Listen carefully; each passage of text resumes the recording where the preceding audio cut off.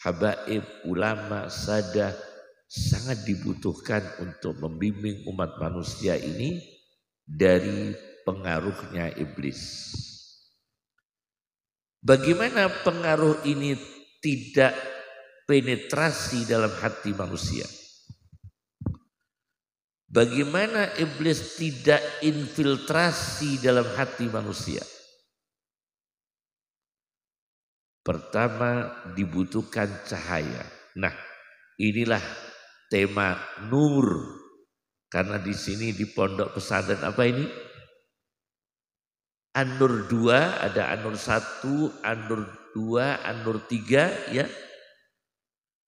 Kita akan membahas nur menghadapi iblis.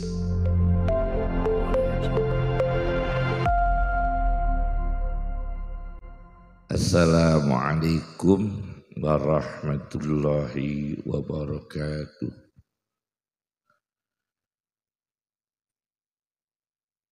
Bismillahirrahmanirrahim. Alhamdulillahi rabbil alamin. Wassalatu wassalam ala sayyidina Muhammadin asyrafil anbiya wal mursalin wa ala alihi wa ashabihi ajma'in, amma ba'd. Yang kami hormati para kiai, ibu nyai, para ulama, para sadah, segenap keluarga besar zuriyah Al-Maghfurlah Romo Ki Haji Anwar, para wali santri, para hadirin hadirat, Ibu Khafifah beserta rombongan yang kami hormati, izinkan kami menyampaikan sedikit sebagai pengantar. Ada sebuah tafsir karya orang Spanyol, Imam Qurtubi. Di dalam tafsirnya Al-Jami' li Ahkamil Quran karya Al-Qurtubi. Di situ diterangkan bahwa suatu ketika Rasulullah Shallallahu Alaihi Wasallam berjalan menaiki onta, dihalangi oleh iblis.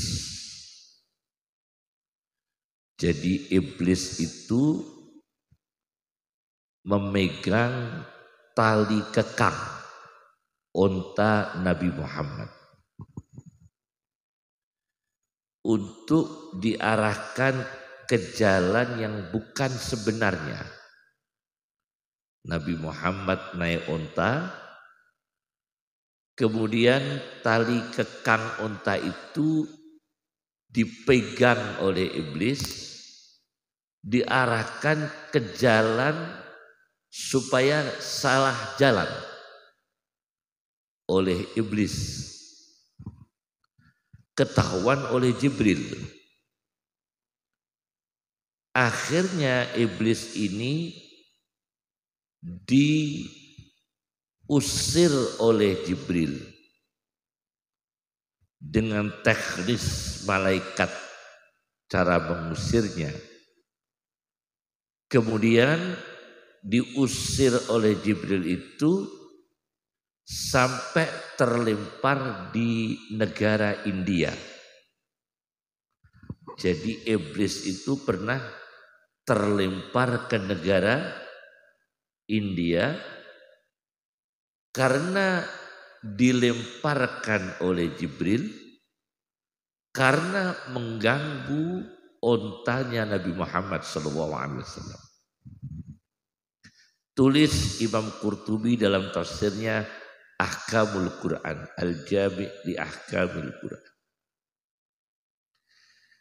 Di sini ada 3 makhluk. Ada Muhammad, ada Jibril, ada iblis. Muhammad dalam Al-Quran disebut 4 kali. Kalau Ahmad 1 kali. Dari 4 kali kata Muhammad disebutkan di situ Muhammadur Rasulullah walladzina ma'ahu asyidda'u 'alal kuffari ruhama'u bainahum. Muhammad utusan Allah dan sahabat yang membersamai Muhammad semua tegas, bukan berarti radikal, tegas, asyidda'u 'alal kuffar, tegas, integritas terhadap orang kafir, ruhama'u bainahum, dan saling menyayangi sesama orang beriman, sesama muslim, sesama sahabat. Di sini terbaca Muhammad itu karakter sahabatnya itu selalu kasih sayang sesama mukmin. Saudara atau bukan saudara, senasab atau bukan satu nasab, seorganisasi atau bukan organisasi, separtai atau bukan partai, sealiran politik atau bukan aliran politik yang sama, tetapi saling menyayangi. Itu didikan Nabi Muhammad Sallallahu Alaihi Wasallam, pendidikannya Rasulullah Sallallahu Alaihi Wasallam. Yang kedua, Jibril. Jibril dalam Al-Quran disebut 3 kali. Jadi lebih sedikit. Kalau Muhammad 4 kali, kalau malaikat Jibril dalam Al-Quran 3 kali. Ternyata Jibril itu potensinya adalah mengirimkan ilmu pengetahuan intelektual, mengirimkan wahyu dalam tempat memori penampungan ilmu pengetahuan manusia. Itu Jibril. Fa innahu nazzalahu ala qalbi. Maka sesungguhnya Jibril yang menempatkan wahyu dalam hati Muhammad, mengirimkan wahyu, mengirimkan ilmu, itu Jibril semua. Wahyu masuk dalam hati Muhammad Sallallahu Alaihi Wasallam, Jibril. Ilham masuk dalam hati orang yang bijaksana, Jibril. Ilmu laduni masuk dalam hatinya para ulama yang salih, Jibril. Ilham masuk pada hati para wali, Jibril. Itu Jibril. Karena Jibril itu peranannya diantaranya kata Al-Quran mengirimkan ilmu dalam hati manusia.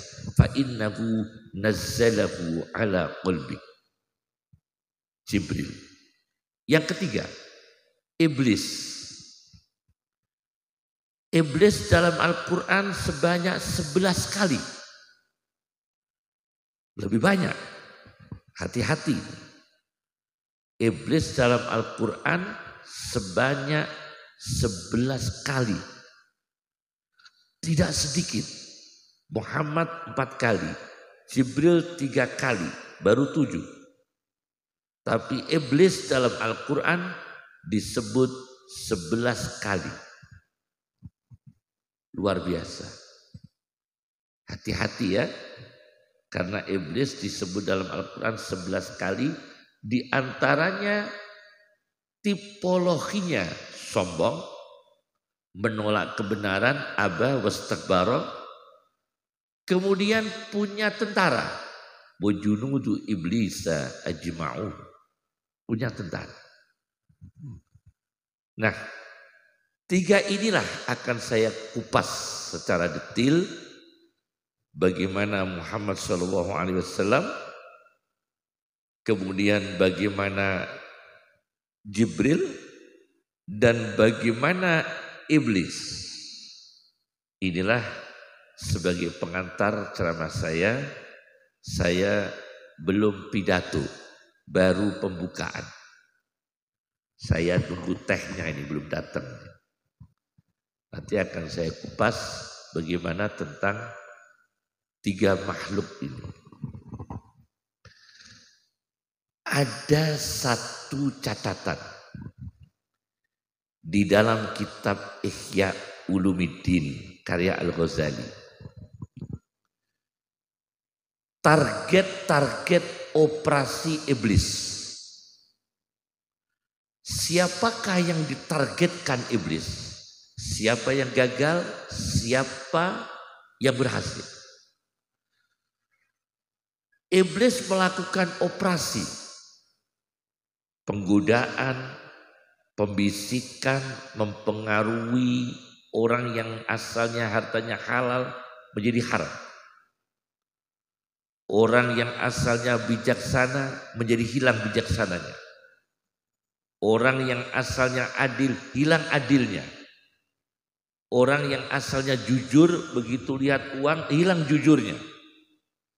Orang yang asalnya amanah begitu punya kedudukan hilang amanahnya. Itu godaan semua. Ulama yang asalnya berada dalam marwah keulamaan, terjaga keulamaannya, begitu offset keluar ulama itu, offset, ada ulama yang offset, hilang keulamaannya, hilang kekiaiannya. Kenapa ini terjadi? Ternyata iblis itu pernah melakukan operasi penggodaan kepada sahabat, tidak berhasil. Karena sahabat mengikuti sunnah Nabi. Kepada tabi'in tidak berhasil. Nah, setelah tabi'in itu, manusia sedunia ini baru bisa dipengaruhi oleh iblis. Astagfirullahaladzim. Oleh karena itu, peranan para kiai, para ulama, para wali, para habaib ulama, sadah sangat dibutuhkan untuk membimbing umat manusia ini dari pengaruhnya iblis. Bagaimana pengaruh ini tidak penetrasi dalam hati manusia? Bagaimana iblis tidak infiltrasi dalam hati manusia? Pertama, dibutuhkan cahaya. Nah, inilah tema nur. Karena di sini di pondok pesantren apa ini? An-Nur 2, ada An-Nur 1, An-Nur 2, An-Nur 3 ya. Kita akan membahas nur menghadapi iblis. Di dalam Al-Quran, nur itu cahaya. Terdapat 43 kali dalam Al-Quran. Kata nur dalam Al-Quran 43 kali. Di dalam Al-Quran, nur itu ada 43 kali. Nanti akan kita bahas. Pertama, orang yang bisa mengendalikan godaan itu harus ada nur wirai. Apa namanya? Nur kewiraian.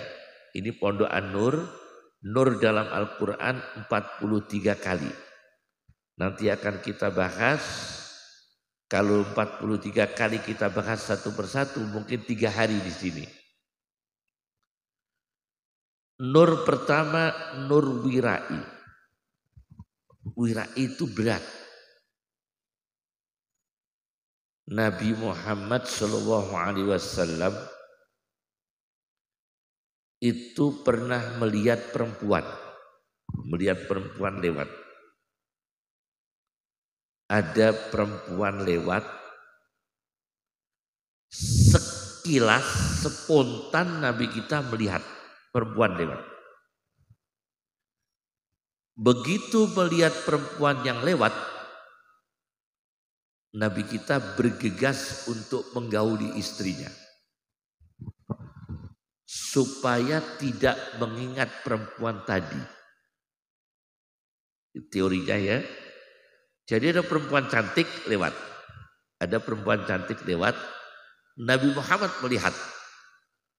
Begitu melihat, Nabi Muhammad segera untuk menggauli istrinya. Berhubungan biologis dengan istrinya. Supaya cepat lupa tidak mengingat perempuan tadi. Setelah itu, setelah berhubungan dengan istrinya, beliau mandi janabat, kata beliau, syahwat yang terbaik adalah disalurkan pada jalur yang halal. Syahwat nafsu yang terbaik disalurkan pada jalur yang halal. Jadi kalau ada uang haram lewat, kita cepat-cepat lihat uang kita sendiri yang halal. Paham ya? Kalau ada uang sliwar-sliwar yang haram atau syubhat, cepat-cepat kita langsung melihat uang kita sendiri yang halal. Entah pertanian kita, entah ternak kita, entah dagangan kita, warung kita, usaha kita yang halal. Supaya kita tidak berlama-lama untuk mengingat memori godaan uang haram tadi. Itu caranya. Nabi Muhammad SAW. Misalnya lagi, ada godaan lagi. Misalnya ya, saya tanya pada kita sendiri. Bapak-bapak ini kalau disuruh milih surat-surat Al-Quran dengan surat tanah, milih mana? Surat-surat Al-Quran dengan surat tanah, milih mana? Nah ini kan menggoda. Kalau surat Al-Quran dapatnya ilmu, hafal Quran, tafsir Quran. Kalau surat tanah dapatnya tanah, sertifikat. Tapi lebih berat mana? Kehilangan surat tanah dengan kehilangan surat Al-Quran. Lupa ayat Quran dengan lupa naruh sertifikat. Sedih mana? Kehilangan surat-surat Al-Quran dengan kehilangan surat-surat tanah. Sedih mana kita? Beda. Ketika teori, orang tahu kalau jamaah itu pahalanya begini. Kalau orang sholat berjamaah pahalanya begini. Tapi saudara punya anak, anaknya tidak berjamaah, dan anaknya menghilangkan motor, mana yang lebih dimarahi? Punya anak menghilangkan motor dan menghilangkan jamaah, mana yang dimarahi? Menghilangkan motor, bukan menghilangkan jamaah. Aneh, sangat aneh. Kehilangan kedudukan Akan tetapi dengan kondisi jiwa hati yang stabil, dalam arti tingkat ketenangan yang stabil. Orang tidak punya apa-apa, stabil ketenangannya. Dan mendapatkan miliaran rupiah dengan pikiran yang tidak stabil. Mana yang lebih dipilih? Lebih milih dapat miliaran dengan pikiran jiwa yang tidak stabil. Nah, ini perangkap sebetulnya. Maka di dalam psikologi harta begini, saya pernah riset dalam Al-Quran. Semua yang berkaitan dengan harta itu terminologinya tidak ada yang baik. Aneh. Pertama, emas. Itu dalam bahasa Arabnya dahab. Artinya hilang. Pergi. Pergi. Dahab itu emas. Artinya pergi. Akan hilang. Kemudian harta. Itu terminologi Al-Quran mal. Mal itu adalah doyongnya pola fikir. Mala yabilu mal. Artinya doyong. Orang tidak bisa adil. Orang yang tidak bisa bijaksana karena uang. Orang tidak bisa objektif itu karena uang. Kalau tidak percaya, saudara punya calon politik. Yang satu bijaksana tidak ngasih uang. Yang satu tidak bagus ngasih uang. Mana yang saudara puji?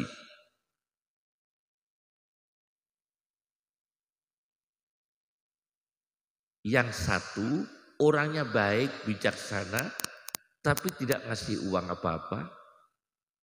Yang satu ngasih sebanyak uang, tapi tidak bagus rapotnya. Mana yang saudara puji? Mana yang saudara condongi? Ini pengaruh. Karena harta itu mal. Mal itu doyong. Coba lihat di semua kamus bahasa Arab. Mal itu artinya doyong. Mala yamilu mailan. Fala tamilu kullal maili fatazaruha kal mu'allaqah. Mel itu doyong. Kemudian ardun, bumi, tanah. Itu filosofinya juga memprihatinkan. Karena ardun itu dari kata arodoh, rayap. Bumi ardun, rayap ardun. Habis sudah. Nanti ada lagi pekarangan, perkebunan. Itu bahasa Arabnya doy'ah. Artinya sia-sia, hilang. Nah ini, maka saya izinkan saya cerita sedikit. Ada Menteri Kesehatan OPEC dari Arab Saudi. Namanya Hisham Nadir. Beliau adalah Menteri Kesehatan dari Arab Saudi yang mewakili di OPEC. Nah ini ya. Beliau ini tentu orang kaya karena Menteri OPEC. Bayangkan Menteri Perminyakan OPEC. Beliau ini punya anak sakit di Amerika. Sakitnya itu otaknya banyak ulat. Namanya Hisham Nadir, Menteri OPEC. Putranya ini otaknya itu mudawat, dimag mudawat itu penuh ulat, penyakit langka. Tidak tahu saya, kira-kira kalau sekarang tuh Diagnosanya apa itu? Otaknya penuh dengan set, otaknya penuh dengan ulat. Anaknya Hisham Nadir, Menteri OPEC dari Arab Saudi. Akhirnya dibawa ke Amerika Serikat. Dibawa ke Amerika Serikat harus dua pilihan. Kalau dioperasi antara mati atau cacat. Mati atau cacat. Tapi sebelum dioperasi, bapaknya ini, Profesor Dr. Hisham Nadir ini, lari ke kota Madinah. Karena kota Madinah itu ada hadis, debu Madinah itu untuk mengobati lepra. Rawahu Tirmidzi. Hadisnya dhaif. Tapi meskipun hadis dhaif, itu tetap diamalkan. Ahmad bin Hanbal mengatakan al-hadisu dhaif ahabbu ilayya minar ra'yi sahih. Hadis dhaif lebih aku sukai daripada pendapat yang benar. Akhirnya dia lari dari Amerika Serikat ke kota Madinah untuk minta izin makam Nabi dibuka. Setelah makam Nabi dibuka, debu makam Nabi diambil oleh Menteri Hisham Nadir ini. Debu makam Nabi diambil, dibawa ke Amerika Serikat. Dibawa ke Amerika. Begitu dibawa ke Amerika, dioles-oleskan di kepala anaknya. Karena anaknya besok mau dioperasi. Kalau dioperasi mati atau cacat. Debu makam Nabi ini dioles-oleskan. Padahal dia Wahabi. Mohon maaf, dia Salafi Wahabi. Tidak percaya begitu-begitu. Tidak percaya semacam keramat-keramat ada debu dioles-oleskan, tidak percaya. Tapi ini darurat. Nah, ini darurat. Darurat dia. Tawassul dia nggak percaya. Tapi karena ini darurat, debu makam Nabi itu dibawa ke Amerika Serikat dan dioles-oleskan di mana? Kepala.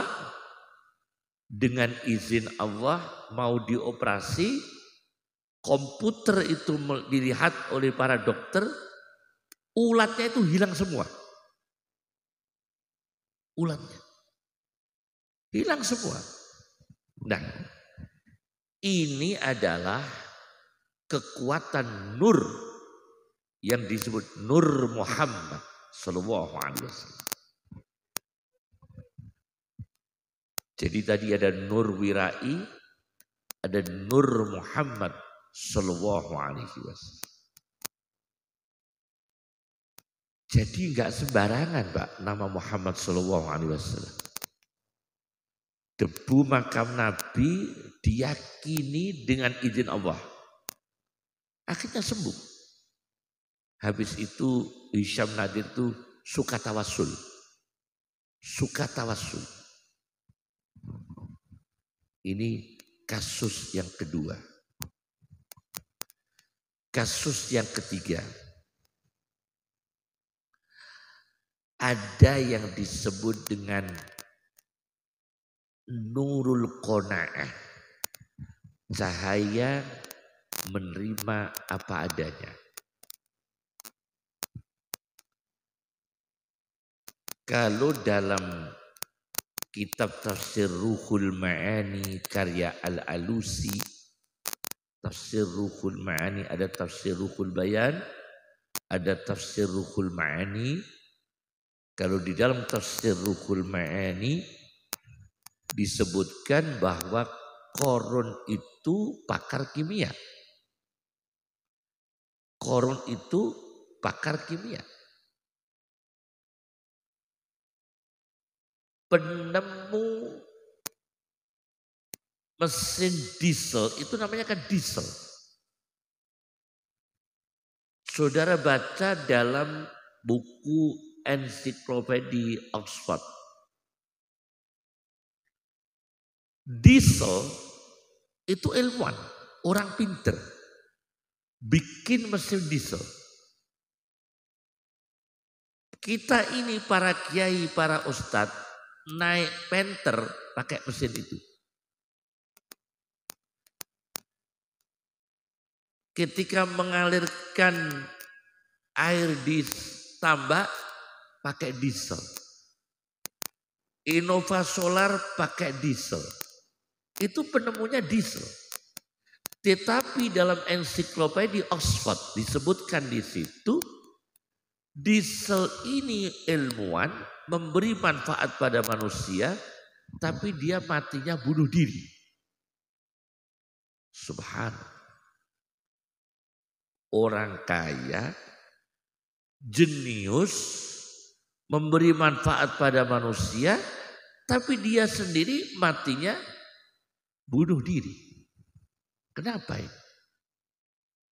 Orang sehebat dia bisa bunuh diri. Ada stres apa di sana? Maka dalam hal ini tanamkan nur yang ketiga. 43 kali kata nur dalam Al-Quran. Nurul qanaah. Menerima apa adanya. Makan yang di depannya.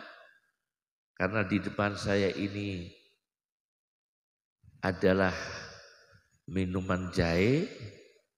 Saya cari teh dari tadi. Dan goreng-gorengan kok belum ada di sini. Ini nurul qanaah. Jadi nurul qanaah, cahaya apa adanya. Ini penting sekali dalam hidup. Pak Nasir, mantan Perdana Menteri, itu pernah kehilangan putranya meninggal dunia di kolam renang. Pernah kehilangan putranya meninggal di kolam renang. Sedih sekali beliau karena anak meninggal dunia, anak Perdana Menteri. Ya bagaimana meskipun sehebat Pak Nasir, ya sehebat beliau negarawan, tapi kehilangan anak itu sedih sekali. Tapi nasihat yang bisa menanamkan dalam hati Pak Nasir bisa tenang, itu qanaah dan ridho dengan takdir Allah ditanamkan ketika Kiai Haji Agus Salim bertakziah. Kiai Haji Agus Salim bertakziah ketika Pak Nasir kehilangan anak meninggal dunia di kolam renang, tenggelam. Itu ditanamkan cahaya ridho, cahaya qanaah, cahaya ridho.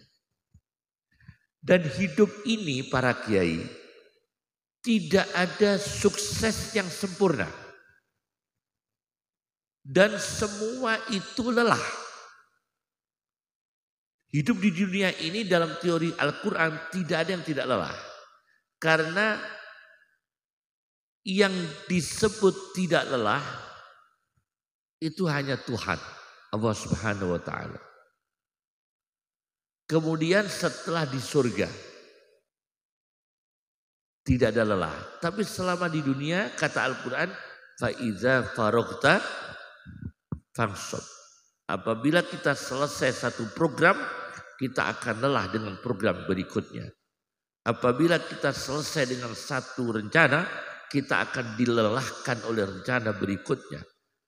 Anak kita sukses, lelah lagi kita mikirkan jodohnya. Jodohnya sudah ketemu, lelah lagi kita mikirkan anak kita ini kok gak rukun sama istrinya. Anak kita sudah rukun, lelah lagi kita mikir kok lama gak punya anak. Setelah punya anak kita lelah lagi mikirkan kok belum kerja.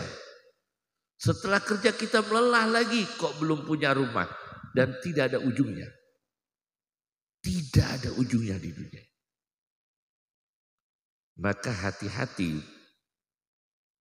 Kata tafsir Tontowi Jauhari, mohon maaf, tafsir Al-Jawahir karya Tontowi Jauhari. Penelitian di Jerman Orang yang umurnya pendek-pendek itu diantaranya, mohon maaf jangan tersinggung, ini cuma cerita ini ya. Wong sing umure rapate dawa, tukang nyembelih kewan. Menurut di Jerman ya, bukan di sini ya.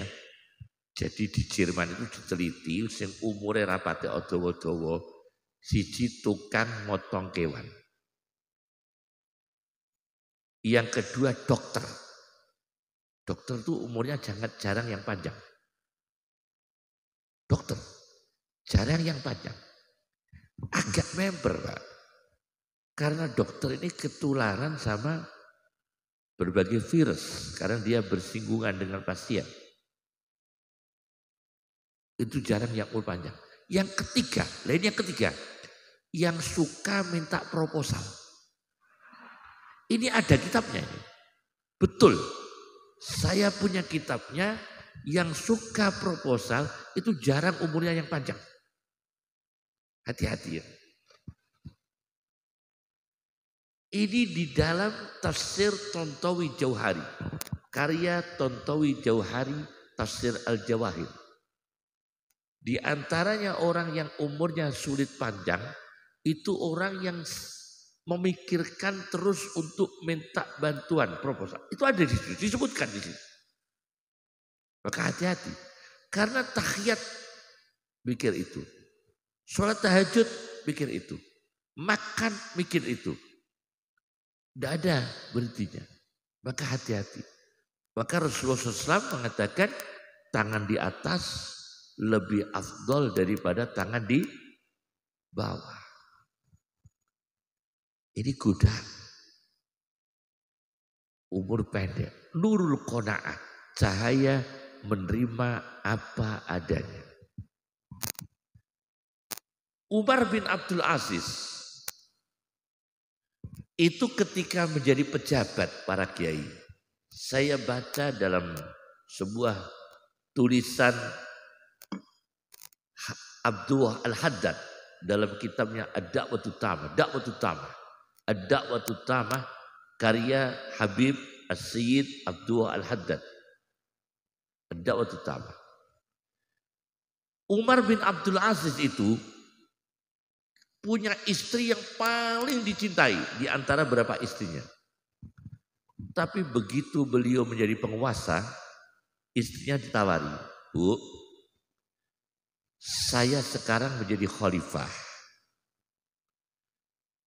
Saya takut karena kamu istri yang paling aku cintai mempengaruhi dalam pikiran saya mengatur negara." Coba, ini luar biasa ya. Saya ini khalifah. Sedangkan kamu ini istri yang paling aku cintai. Aku takut kamu itu mempengaruhi saya, pikiran saya, nanti mempengaruhi saya mengatur negara. Mumpung belum terjadi, istri yang paling aku cintai, kamu aku cerai. Dicerai oleh Umar bin Abdul Aziz. Takut mempengaruhi Umar bin Abdul Aziz dalam menata pemerintahan. Luar biasa. Ini berat. Teori ini berat.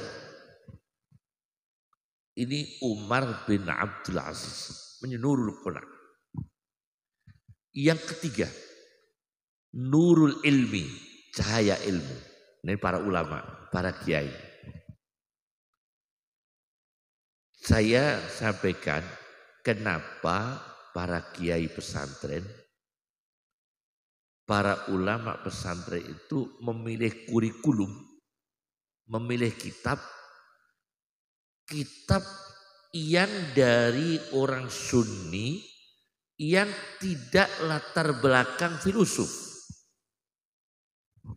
Coba dianalisis. Kitab yang menjadi literatur pesantren itu, kitabnya para ulama. Coba Fathul Qorib. Fathul Qorib, Abu Syuja, orang ahli syariah. Fathul Wahhab, Zakaria Al-Ansori, pakar syariah. Fathul Jawad, Fathul Qadir, Fathul Mu'in, Tuhfatul Muqtad, Mughnil Muqtad, Nihayatul Muqtad, Najmul Wahhaj. Semua pakar syariah. Tidak diambilkan dari orang filosof. Kenapa?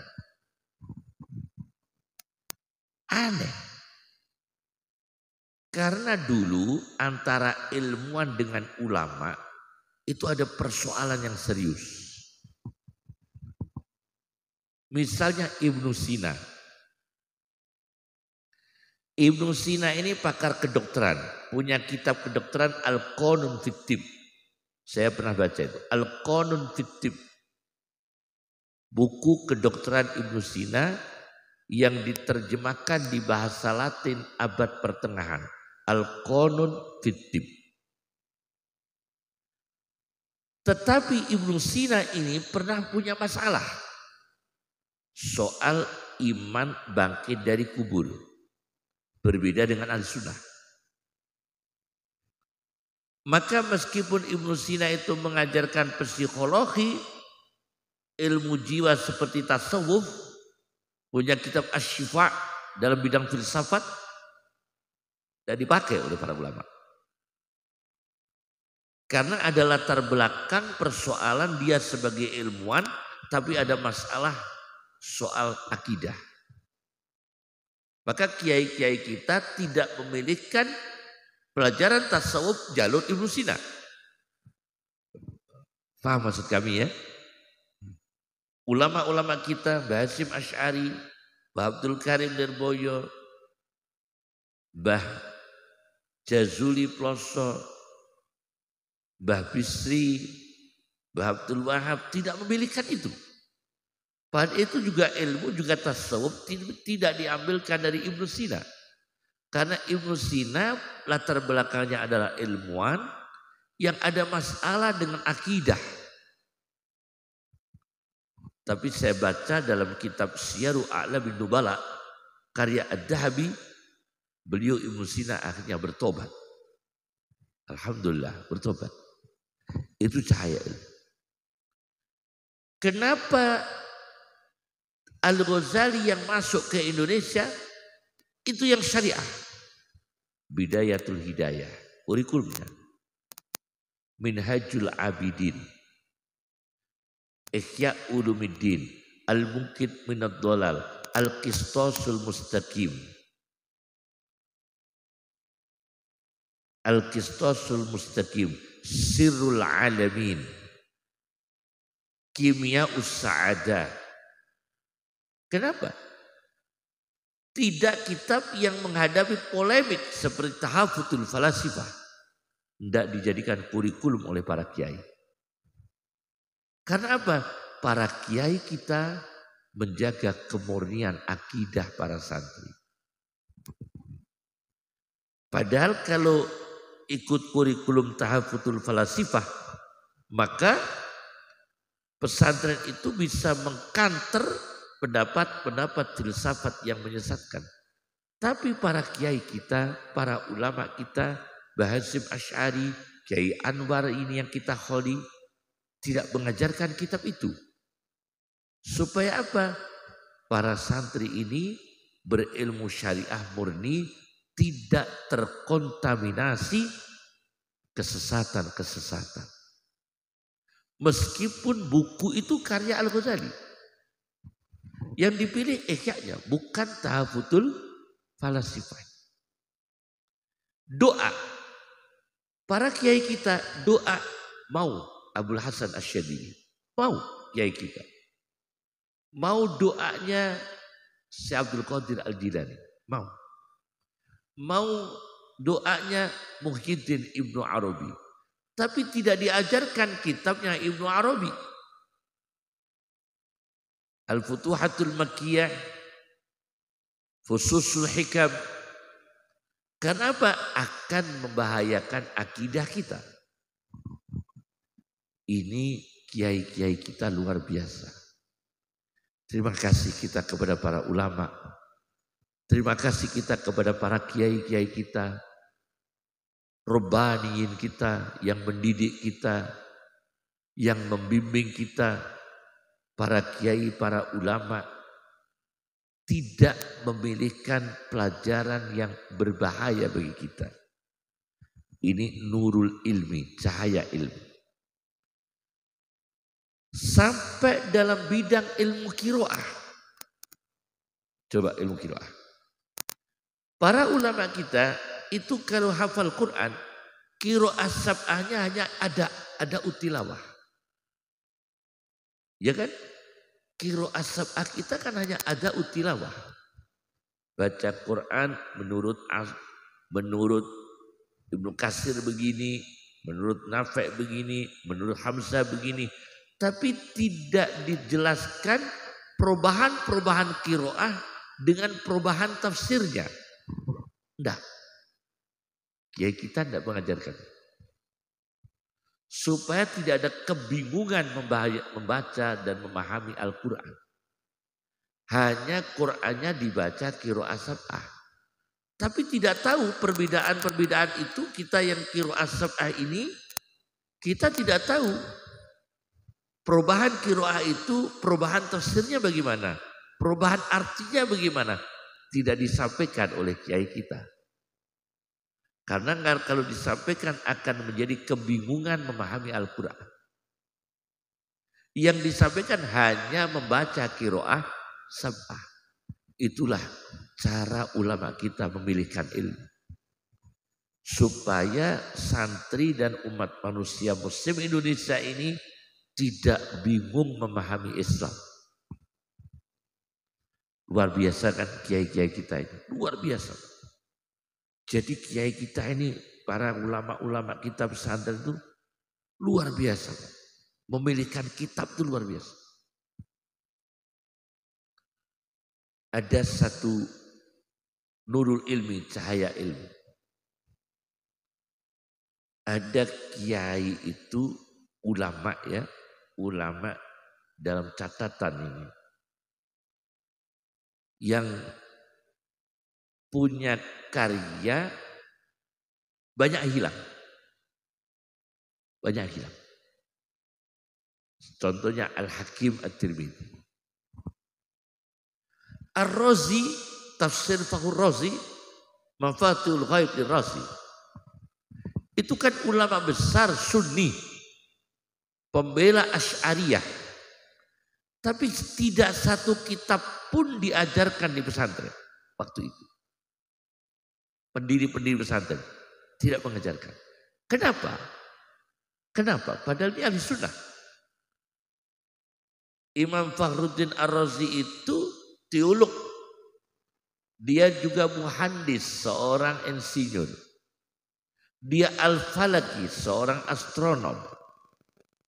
Astronom, insinyur, muhandis, Al-Falaki, teolog, at-tabib, dokter, punya karya semua.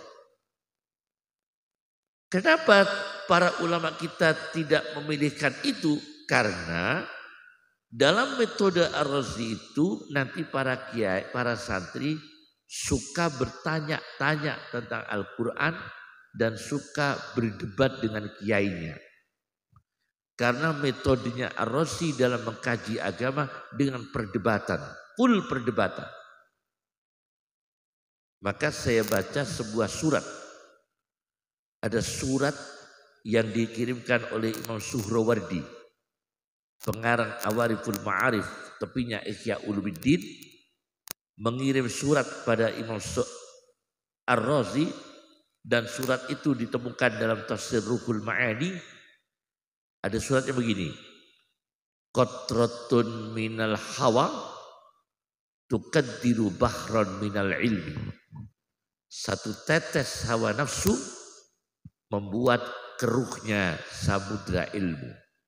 Ar-Razi dinasihati oleh Suhrawardi.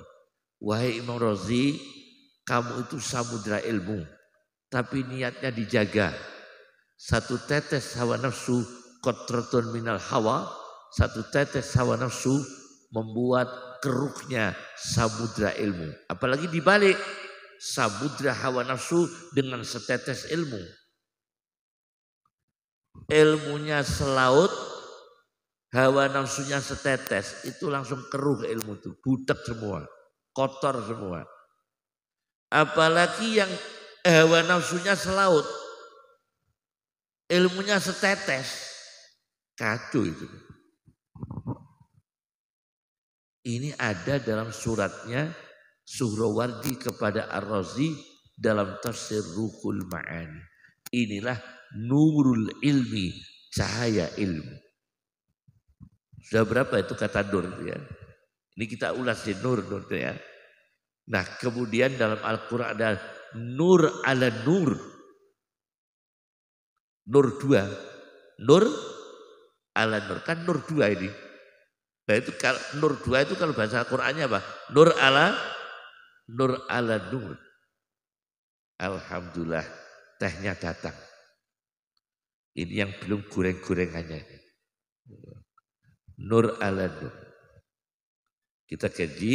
Ya. Dalam Al-Quran ada titik seperti ba. Itu titiknya berapa? 1. Tak titiknya berapa? Sa titiknya berapa? Kalau seluruh Al-Quran titiknya berapa? Seluruh Al-Quran total. Ibnul Jauzi punya hitungan data titik dalam Al-Quran 1.025.030 titik. Berapa? 1.025.000 lebih 30 titik dalam Al-Quran. Nanti dihitung ya. Jadi titik dalam Al-Quran itu 1.025.030 titik. Ibnul Jauzi dalam karyanya Fununul Afnan fi Ulumil Quran. Nah, ternyata penelitian menunjukkan bahwa sedih kita. Titik yang terakhir manusia. Minal jinnati wan nas. Titik yang terakhir manusia. Dan di situ bukan manusia baik. Tapi setan jin dan setan manusia. Sedih kita. Ternyata titik terakhir dalam Al-Quran adalah titik manusia dan jin, setan jin dan setan manusia. Minal jinnati wan nas. Astagfirullahaladzim. Maka para ulama meneliti, kenapa ini? Kenapa manusia terakhir disebut dalam Al-Quran itu temanya gak bagus? Suami istri terakhir dalam Al-Quran juga gak bagus.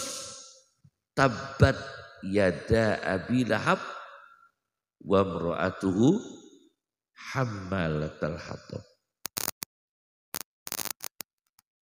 Terakhir penyakit-penyakit jiwa dalam Al-Quran disebutkan. Syarri hasidin ida hasad, dengki. Penyakit ragu-ragu min syarril waswas. Jadi penyakit jiwa. Kenapa? Karena ini yang berpotensi membuat manusia ini tidak di jalan yang baik.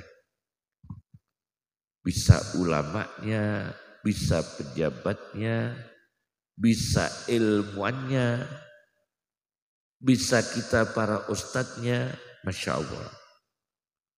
Saya sangat apresiasi dan saya tahu tentang, insya Allah ulama-ulama di sini itu banyak tahu saya. Jadi saya sering berdiskusi dengan Kiai Sahal Mahfud waktu Kiai Sahal masih hidup. Karena Kiai Sahal sama ibu saya kandung, adik kandung Kiai Sahal Mahfud, Rois Am ya dulu ya, Rois Am itu adik kandung ibu saya. Jadi dan saya sering dijak sama beliau rembukan-rembukan yang meskipun jarang ketemu tapi sekali ketemu Beliau bicara ilmu, di antaranya adalah hal-hal yang krusial yang tentang Al-Quran, tentang berbagai isu-isu keagamaan. Dan saya tangkap beliau ini sangat-sangat menekankan nilai-nilai kesufian. Di antaranya kita diingatkan Allah minal jinnati wan nas. Setan jin dan setan manusia. Ada di dalam kitab Sunan Nas Amalul Yaumi wal Lailah karya An-Nasai. Suatu ketika ada jin, setan itu nyuri kurma. Setan nyuri kurma. Kurma zakat dicuri oleh setan. Kebetulan yang jaga Abu Hurairah. Pas yang jaga Abu Hurairah. Maka setan itu dipegang tangannya. Ditangkap oleh Abu Hurairah. Jin itu ditangkap. Karena nyuri kurma. Ditangkap oleh Abu Hurairah. Hanya jin itu minta maaf. Tolong Abu Hurairah lepaskan saya. Saya tidak akan mengulangi lagi. Terus dilepaskan. Begitu dilepaskan mencuri lagi. Jin ini mencuri lagi. Ketangkep lagi oleh Abu Hurairah. Minta maaf. Lepaskan kami. Dilepaskan lagi. Mencuri lagi. Ditangkap lagi oleh Abu Hurairah. Maka jinnya mengatakan begini. Ini setan mengatakan begini. Ternyata setan pernah memberi ijazah doa. Kata setan itu kepada Abu Hurairah. Abu Hurairah, pengapesan saya ini kalahnya dengan ayat kursi. Kata setan. Kalau ingin mengalahkan saya, hadapi saya dengan ayat kursi. Maka dilaporkan kepada Nabi. Kata Rasulullah, benar dia. Setan itu benar. Memang setan bisa kalah dengan ayat kursi. Tapi dia tetap pendusta. Ijazahnya benar tapi dia pendusta. Ternyata ada ijazah doa dari setan. Setan tahu. Kalau kalahnya dengan ayat kursi. Nah yang susah ini ayatnya hilang, kursinya ada.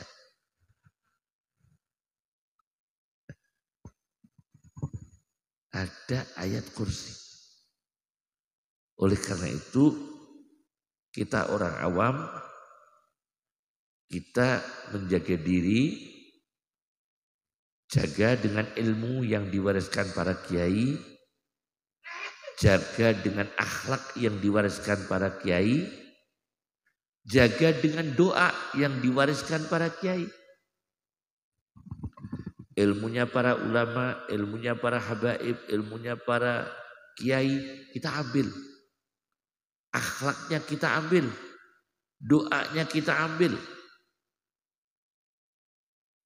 Kesantunannya kita ambil. Itu baru kafah kita itu. Memahami Islam dan mengamalkan Islam secara kafah, utuh, integral. Integral menjadi utuh. Karena apa? Karena memahami dengan sempurna. Ini nur ilmi. Ada nur ala nur. Cahaya di atas saya. Nur dalam Al-Quran 43 kali. Saya baru menerangkan 5 kali kalau nggak salah. Masih berapa ini? Masih banyak ini. Nur dalam Al-Quran. Masih panjang. Yang terakhir dari kami adalah nurul irfan. Nur mengenal Allah. Nur ma'rifatullah. Nur mengenal Allah. Mencetak ulama dengan mencetak penceramah itu beda, Kiai. nyuwun sewu ya. Dalam literatur Islam, grid yang paling dikhawatirkan Nabi adalah penceramah. Itu karena grid yang rendah. Qalla ulama'uhum kasura khutoba'uhum. Jadi yang paling ditakutkan Nabi itu banyak orang yang menyampaikan Islam, tapi dia itu standarnya bukan ulama, tapi penceramah. Ini Nabi sedih. Karena dakwah-dakwah agama disampaikan oleh standar penceramah. Bukan disampaikan oleh standar ulama.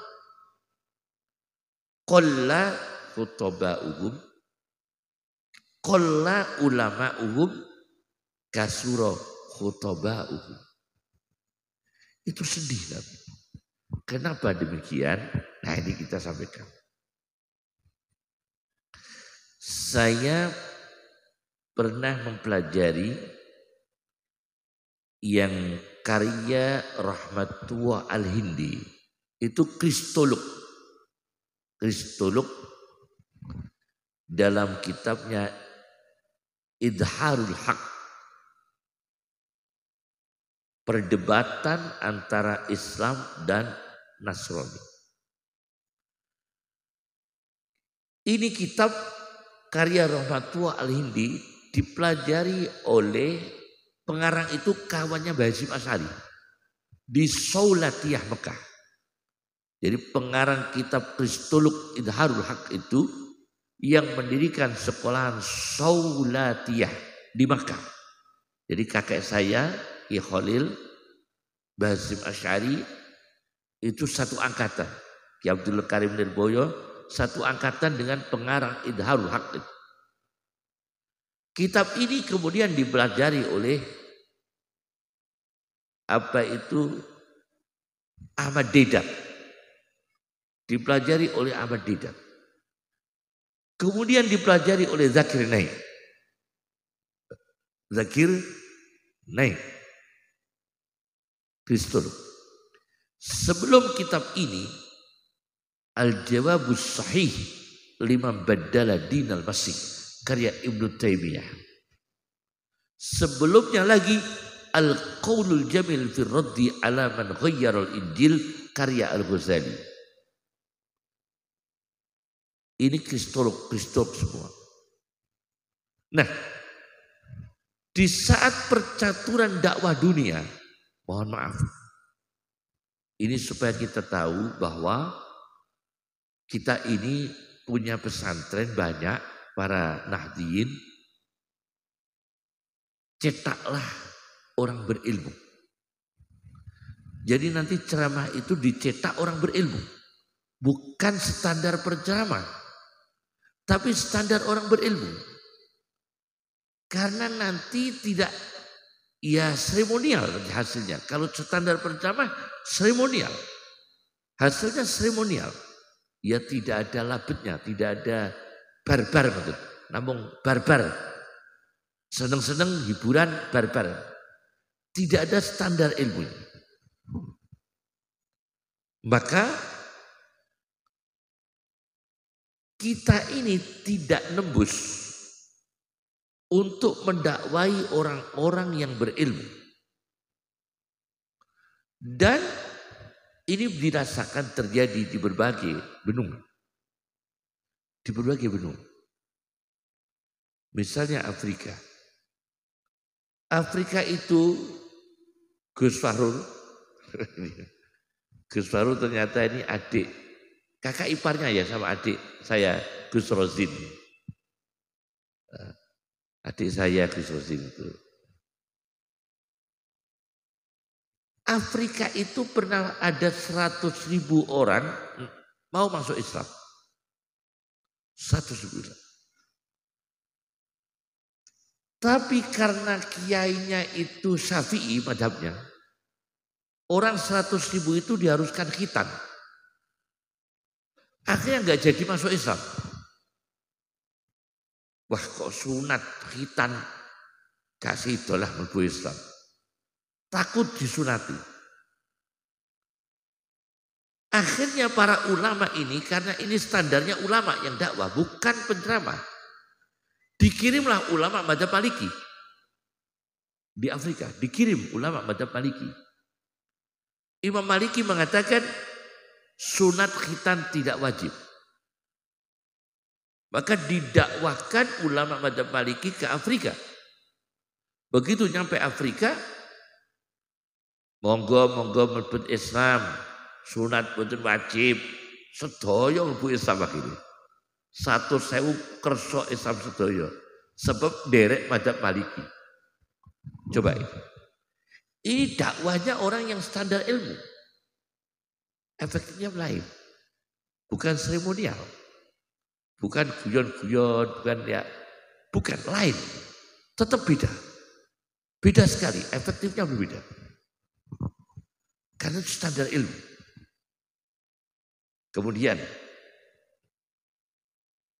ada di satu tempat. Di satu tempat itu ya orang, mohon maaf, dokter semua. Dokter ini sedang di rumah sakit, ada 2 bayi campur. 2 bayi campur. Bayi laki-laki dan bayi perempuan lahir sama di rumah sakit satu, belum dikasih gelang pengenal. Belum dikasih gelang pengenal, campur. Begitu campur, bingung dokternya. Ini bayi laki-laki ibunya yang mana ya? Bayi perempuan ibu yang mana? Karena campur, dan dikasih pengenal, dan dikasih gelang. Akhirnya dokternya di situ, dokternya non muslim semua, yang satu muslim. Akhirnya lari ke Mesir. Dan satu kitab dijelaskan. Lari ke Mesir, ketemu ulama Al-Azhar. Kata ulama Al-Azhar, wah saya nggak bisa ditanya soal itu karena saya bukan dokter. Lizzakari mislu haddil unsayain. Anak laki-laki ya mendapatkan 2 bagian anak perempuan. 2 kali lipat, 2 bagian. Bukan 2 kali lipat, 2 bagian. Bagian 2 anak perempuan. Akhirnya dokter ini mengatakan, cukup Kiai, cukup. Loh, apanya yang cukup? Ini mencari bayi laki-laki ibunya siapa, bayi perempuan siapa. Ayat Lizzakari itu ayat membagi warisan. Tidak ada hubungannya dengan biologi. Tidak ada hubungannya dengan klinis. Tidak ada hubungannya dengan medis. Kata dokternya, cukup Kiai. Sudah, saya cukup. Akhirnya diriset, ayat ini diriset. Dia ke Amerika, rumah sakit yang terjadi campur bayi tadi. Akhirnya ayat ini diriset, dibenarkan, tetap diimarkan. Yakni dikembangkan dalam riset. Bukan ayat yang diriset, saya ralat.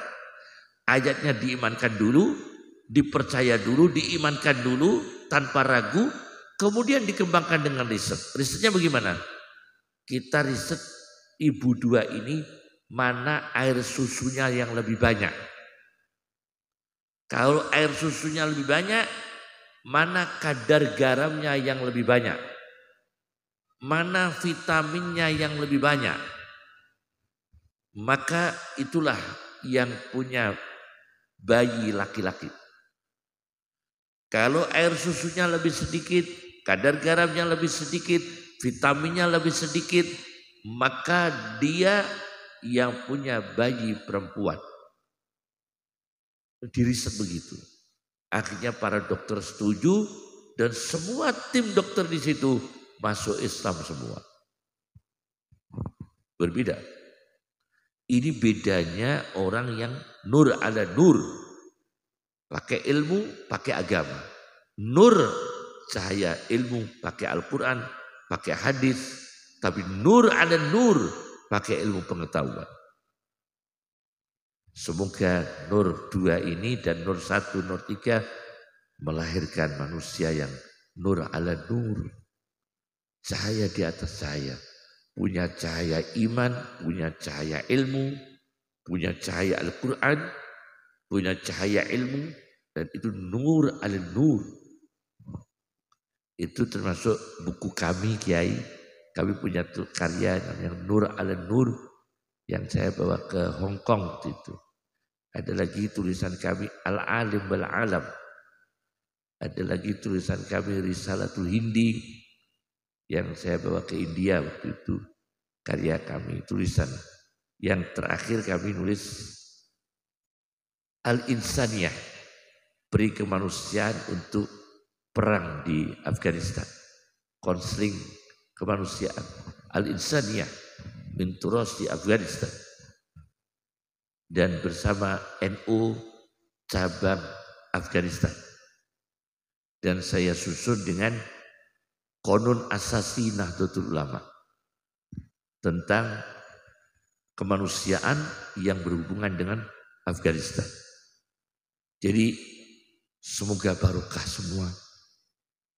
Iman sekali. Kita ulamanya banyak. Kiainya banyak. Penghafal Quran kita banyak.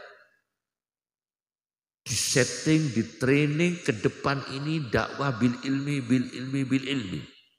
Bil ilmi wal amal, bil ilmi wal amal. Supaya dakwah-dakwah kita ini lebih terakses dengan ilmu pengetahuan. Bukan barbar, terakses dengan ilmu. Seperti dakwah-dakwah yang standar yang di berbagai dunia. Itu dakwahnya pakai ilmu semua. Pakai ilmu. Standar ilmu. Saya pernah di Thailand. Di camp militer. Untuk menyampaikan, ditanya tentang Kiev, tentara dalam pandangan Islam. Kiev, tentara dalam pandangan Islam. Saya di sana saya sampaikan, akhirnya saya karangkan buku, saya bawa ke sana, namanya Nasihatul Junud, menasihati para tentara. Dan itu penting sekali, ternyata tentara-tentara ini juga butuh ilmu Islam. Ada kitab Nasihatul Tujjar, nasihat untuk para pedagang. Ternyata pengusaha itu butuh ruh Islam. Akhlaknya, cara muamalahnya, adabnya orang berbisnis, butuh sekali cara Islam. Adabnya orang berdagang, adabnya orang petani, butuh sekali. Nasihatul Tujjar. Maka puas-puaskan mondok di pesantren itu. Karena itu pusat ilmu, pusat doa, pusat riyadhah, dan banyak ulama soleh. Mantapkan hati kita, pesantren-pesantren itu banyak orang soleh, banyak ulama, banyak aulia, apalagi di Jawa Timur, Malang, banyak ulama, banyak orang soleh. Maka semoga anak-anak kita diberi hidayah oleh Allah. Kami tidak panjang-panjang, kami hanya mengulas tentang Nur 2 tadi ya. Nur 1, Nur 2, Nur 3, terakhir Nur ala Nur ya. Ada Nur agama dan Nur ilmu pengetahuan. Nah itu ditekankan, cucu-cucu kita mondok ngaji, cek sakit ngaji, cek betul sakit ngaji, dapat akhlaknya para ulama, dapat doanya, dapat sopan santunnya, dapat ilmunya, dapat sopan santunnya, dapat doanya, dapat barokahnya. Jadi multi Pak, ngaji di pondok itu multi. Saya sangat. Jadi kenapa Kiai kok nggak buka diskusi seperti di kampus? Bukan kampus, tidak usah ikuti kampus. Metode tafsir Ar-Razi saja sudah bisa diikuti. Tapi nggak dipakai oleh para Kiai. Karena nanti adabnya santri berubah. Maka tidak pernah kita tahu kiai dulu diskusi dengan santri. Enggak ada kan ya? Namanya kiai kok tanya jawab dengan santri itu lumrah betul. Enggak lumrah. Karena kalau metodenya pakai ar-razi, fa'in kulta kultu. Saudara bertanya, saya jawab. Fa'in kulta, saudara bertanya, saya jawab. As-su'alu awal al-jawab. As-su'alu sani al-jawab. Kan begitu terus dalam mengantarkan ilmu. Tafsir ar-razi dalam tafsir Mafatul Ghaib ar-razi. Tapi kita tidak. Kiai kita menanamkan tawaduknya, sopan santunnya. Jadi kiai kita ini tanamnya adab. Pakainya apa? Kalau sowan ke kiai, jangan notok-notok lawang terus, nunggu sampai kiai keluar. Walau annahum sobaru hatta takhruja ilaihim. Hendaknya mereka sabar, nunggu kamu Muhammad SAW keluar. Lakana khairan lahum. Itu terbaik. Nah, dipakai. La tarfa'u aswatakum fawqa sautin nabi. Jangan bicara keras-keras di atas suara Nabi, di depan kiai suaranya jangan keras-keras. Ya kan? Itu yang ditanamkan oleh kiai-kiai kita, ulama kita, guru-guru kita. Ini kita pakai, semoga barokah. Terakhir dari kami mohon maaf. Ini yang bisa saya sampaikan. Allahumma aghdina bil ilmi wa zayyinna bil hilmi wa akrimna bit taqwa wa jamilna bil afiyah. Allahumma kun lana wa la takun alina. Allahumma biyadikal khair innaka ala kulli syai'in qadir. Subhanaka Allahumma bihamdika asyhadu an la ilaha illa anta nastaghfiruka wa natubu ilaik. Wa akhiru da'wana alhamdulillahi rabbil alamin. Assalamualaikum warahmatullahi wabarakatuh.